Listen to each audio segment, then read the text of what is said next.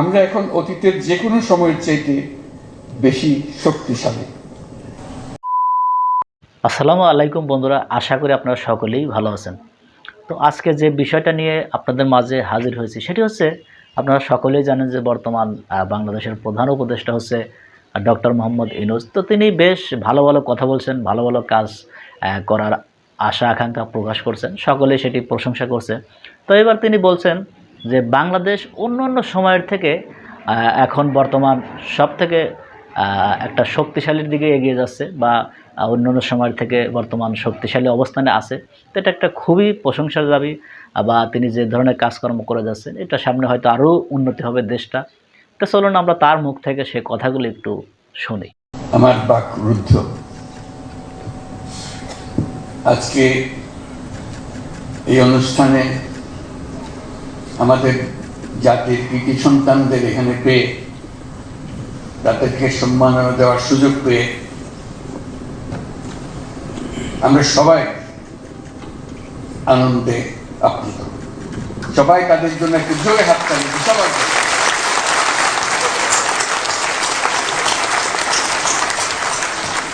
বিশেষ করে নারী ফুটবল টিমের জন্য। তারা আমাদের হৃদয়ে স্থায়ীভাবে আসন নিয়েছে। তারা আমাদের জাতিকে বিশেষভাবে উদ্বুদ্ধ করছে, সেজন্য আমরা তাদের প্রতি কৃতজ্ঞ।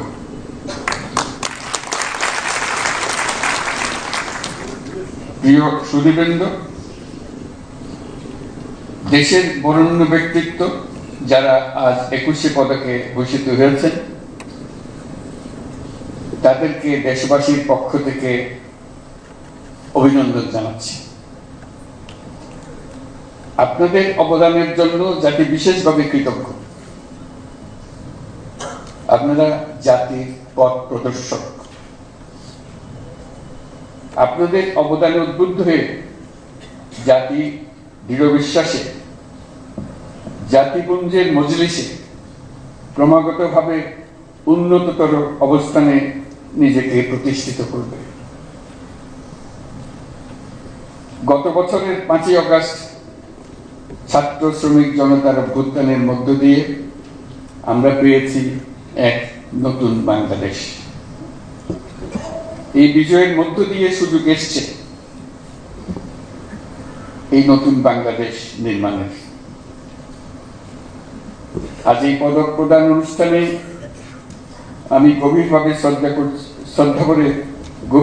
করে স্মরণ করছি দেশমাতৃর জন্য বিভিন্ন লড়াই সংগ্রাম, 52 ভাষা আন্দোলন, 71-এর মহান মুক্তিযুদ্ধ এবং 24-এর গণ অভ্যুত্থানে যে সকল সাহসী ছাত্র শ্রমিক জনতা প্রাণ বিসর্জন দিয়েছেন এবং আহত হয়েছেন তাদের সকলকে। দেশের পরিবর্তিত পরিস্থিতিতে এবারের অমর একুশে নতুন তাৎপর্য নিয়ে আমাদের সামনে উপস্থিত হয়েছে। আমরা জানি 21শে ফেব্রুয়ারি আমাদের আত্মপরিচয়ের অবিনাশী স্মারক। আমাদের স্বাধিকার চেতনার প্রাণ প্রবাহ 21শে ফেব্রুয়ারি। 1952 সালের এই ফেব্রুয়ারি মাসেই রাষ্ট্রভাষা প্রশ্নে পাকিস্তানি শাসকদের চাপিয়ে দেওয়া অন্যায় সিদ্ধান্তের প্রতিবাদে রুখে দাঁড়িয়েছিল ছাত্র সমাজ। ঢাকার রাজপথে বুকের তাজা রক্ত ঢেলে বাংলা ভাষাকে রাষ্ট্রভাষা হিসেবে প্রতিষ্ঠিত করেছিল। এই ভাষা আন্দোলনের মধ্যে দিয়ে আমাদের স্বাধিকার চেতনার এক অবিশ্বাস্য জাগরণ সৃষ্টি হয়েছিল।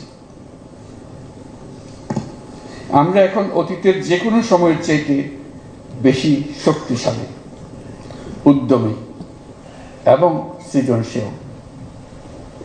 আমাদের তরুণ প্রজন্মের স্বপ্ন অতীতের যে কোনো প্রজন্মের স্বপ্নের চাইতে দুঃসাহসী। তারা যেমন নতুন বাংলাদেশ সৃষ্টি করতে চায়, তেমনি একই আত্মবিশ্বাসে নতুন পৃথিবীর সৃষ্টি করতে চায়।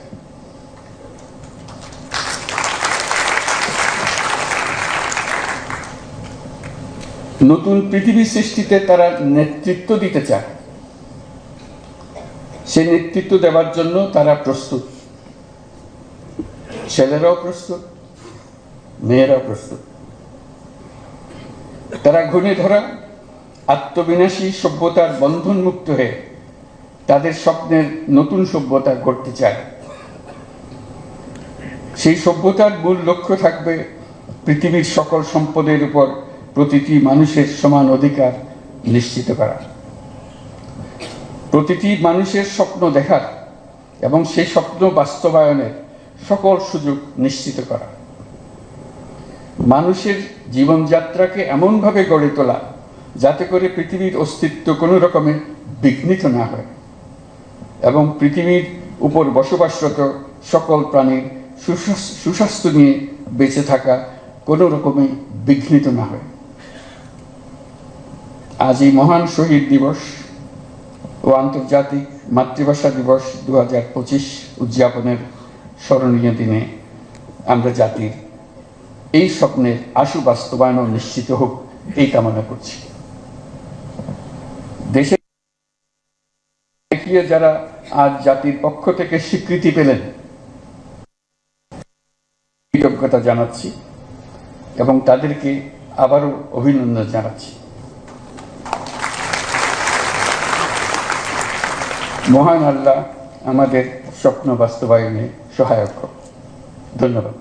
তো বন্ধুরা, আমরা স্ক্রিনে সে কথাগুলো শুনলাম যে তিনি বলছে যে আসলে বাংলাদেশ অন্যান্য সময়ের যে বর্তমান শক্তিশালী। তো আমরাও চাই যে বাংলাদেশ একটি শক্ত অবস্থানে যাক বা অর্থনৈতিক বা সব দিক থেকে এগিয়ে যাক। আমাদের পাশের দেশ যে ভারত বিভিন্ন সময় আমাদেরকে হুমকি দামকি দেয়, তো সেটাও যেন বিরত থাকার মতো একটা রাষ্ট্র আমরা গঠন করতে পারি বা যুদ্ধের জন্য একটা প্রস্তুত নিতে পারি, যাতে ভারত কখনো চোখ রাঙিয়ে কথা না বলতে পারে। সেই ব্যবস্থা যেন আমাদের এই ডক্টর মোহাম্মদ ইউনূস থাকা অবস্থায় একটা অবস্থানে যেতে পারে দেশটা, এটাই আমাদের আশা। তো এই বিষয়টা নিয়ে আপনাদের যদি কোনো মতামত থাকে অবশ্যই কমেন্ট বক্সে জানিয়ে যাবেন। তো বন্ধুরা, ভালো থাকবেন, সুস্থ থাকবেন।